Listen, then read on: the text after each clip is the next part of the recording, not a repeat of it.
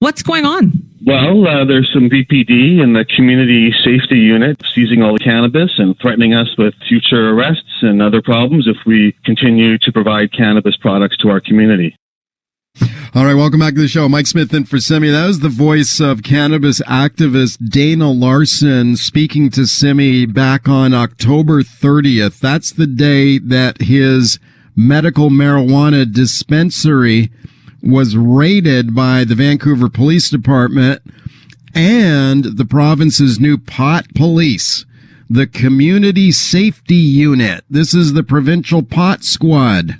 They are responsible for shutting down unlicensed, illegal marijuana stores. Now, of course, marijuana is legal across Canada now, but there are still lots of illegal stores operating in the province.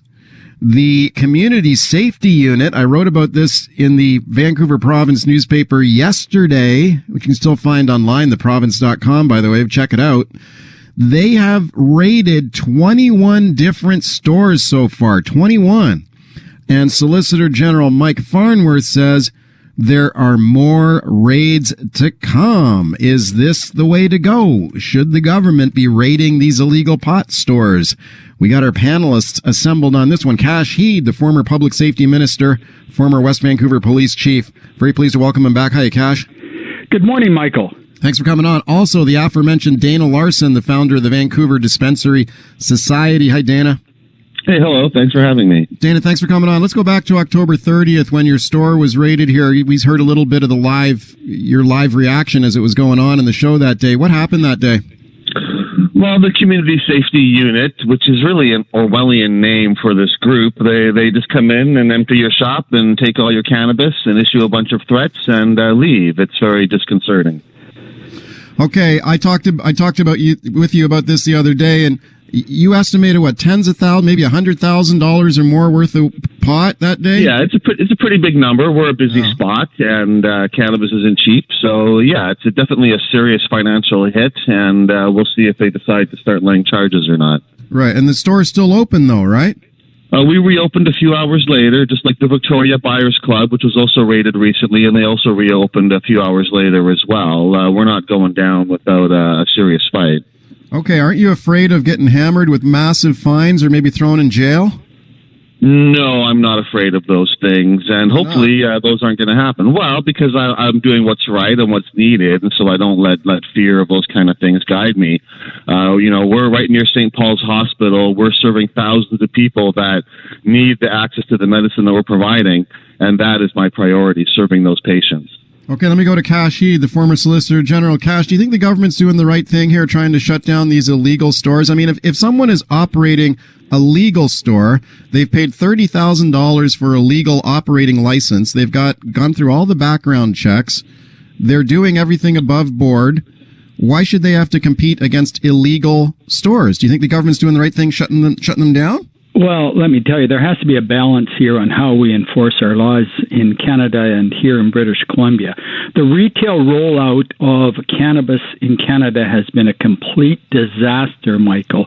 There's 10 different systems in Canada, and the consumer is actually confused. We have no clear access to medical cannabis, which Dana is alluding to in his location near St. Paul's Hospital, where there's an incredible amount of consumers that use it for medicinal purposes.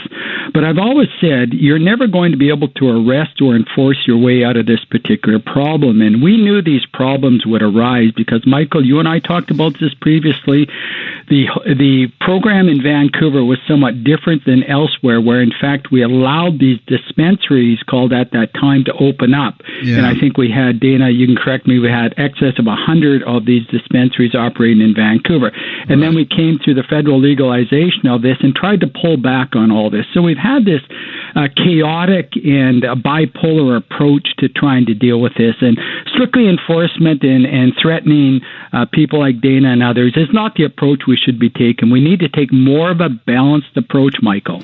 Well, yeah, but what if you're a legal store and you're operating down the street from an illegal store? Like, I talked to a guy for the article I did in the Province newspaper yesterday.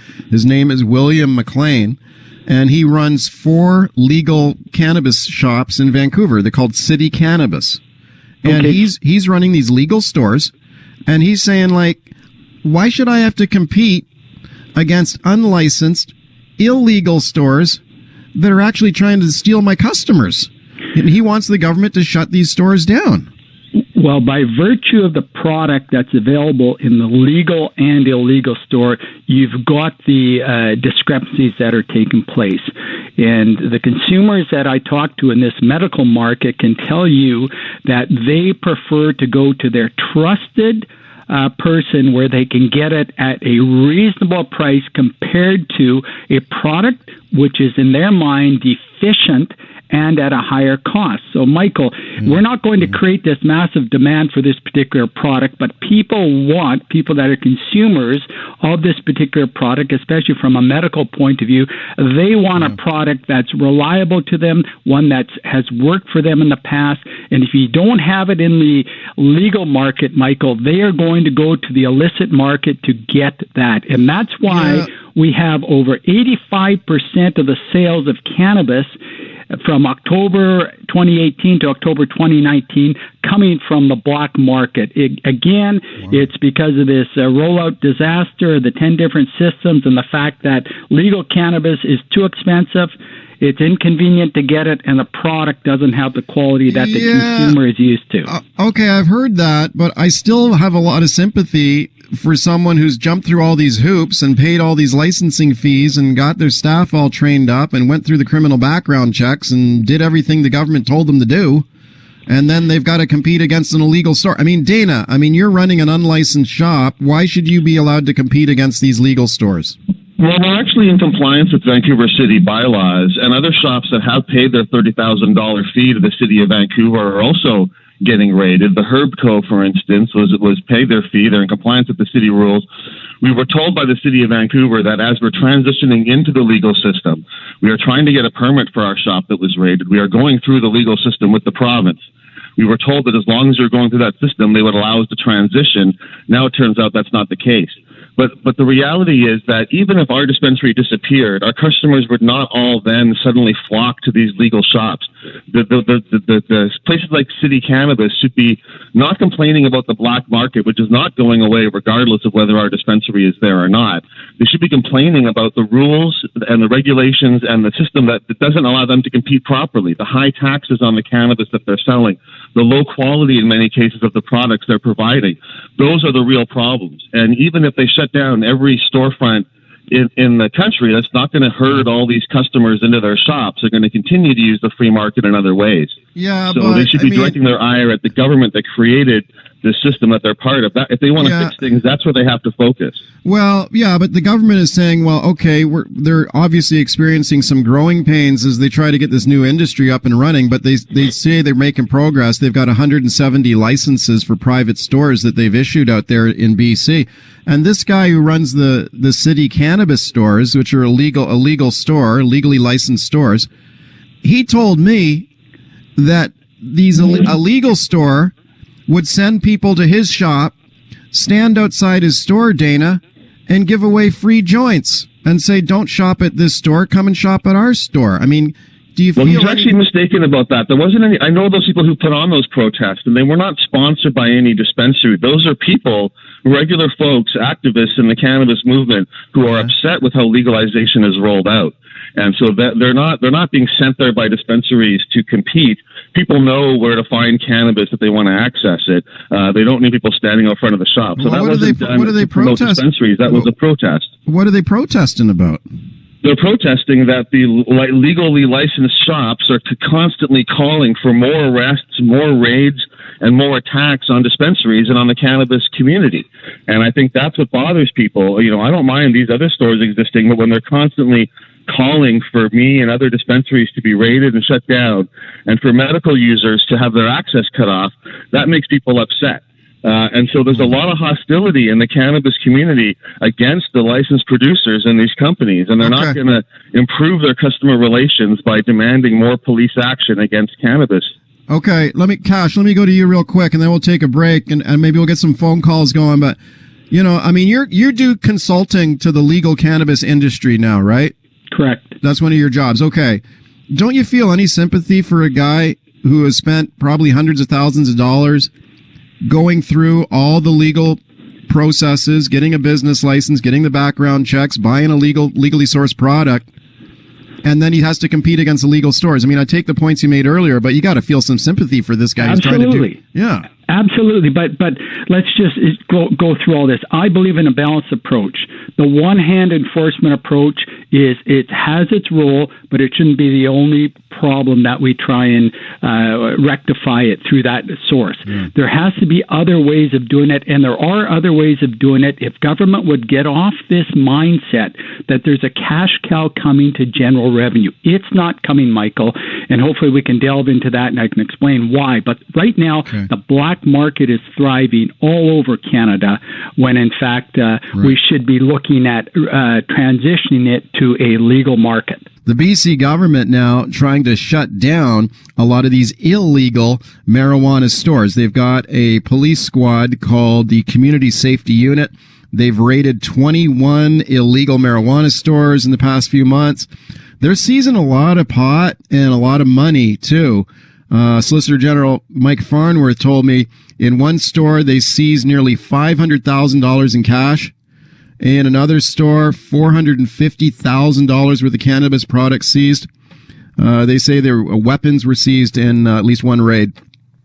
My guests are Kash Heed, Dana Larsen, as we continue talking about this and taking your calls on the open line too. Dave in Vancouver on the open line. Hi. Hi, how are you? I'm good. What do you think? Well, first of all, you can't have a society where anybody can open up shops on every corner without going through the proper channels. Otherwise, everybody and their dog would be doing it. Secondly, this black market was never going to go away. It was just anybody should have known from the beginning that they were simply going to reduce their prices and increase their the potency of the pot to keep their customers and to gain more customers. Okay, Dave, thank you for the call. Dana, what would you say to that, to his first point that you shouldn't be allowed to just open a store if you want to without a license? Well, we've been open for over 10 years, and some of the dispensaries getting raided have been open for over 20 years.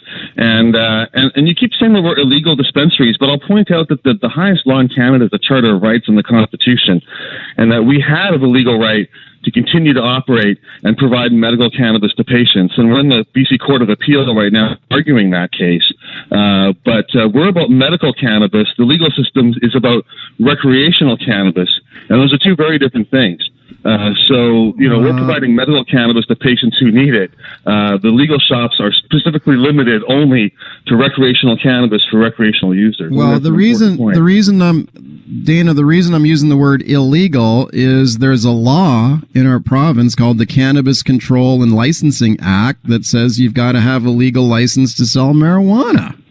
Well, I understand that, and we are actually licensed by the City of Vancouver with our development permit, but I'm also just pointing out that the same legal arguments that apply, that allowed medical cannabis dispensaries to exist and to proliferate, those arguments are still valid despite the legalization we've been given, because patients still have a right to access cannabis for medical purposes, and the reality is it's harder to get medical marijuana in Canada now since legalization than it was beforehand. So there's a lot of issues around medical access that the courts are still looking at. Let's go to Dee in Nanaimo. Hi.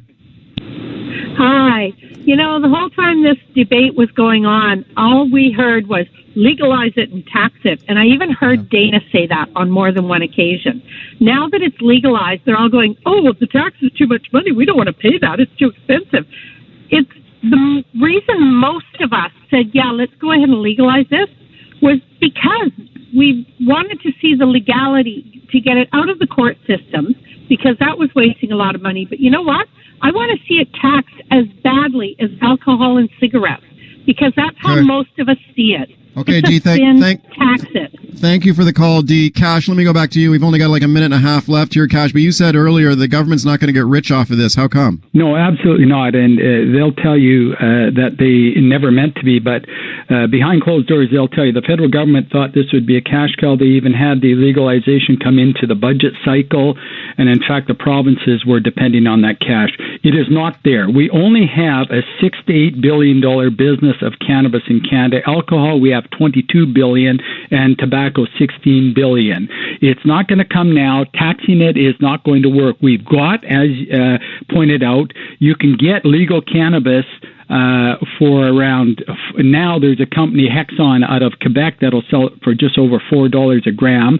But in the illegal market, you can get it for $4 a gram. Consistency, if you go into a cannabis retail store, it's upwards of $10 a gram. So there's no way you're going to get the consumer to pay that much just from a taxation point of view. We have to get away from this view of taxation. We have to get in front of what is the best policy for Canadians. Guys, thanks for coming on. The time went by really quickly. I appreciate you both being on the show today. It's Kash Heed, the former Solicitor General, Dana Larsen, Vancouver Dispensary Society. Okay, the weather's a bit chilly outside, so let's close our eyes, think of sunshine and warm weather and having fun in the happiest place on earth, a.k.a. Disneyland.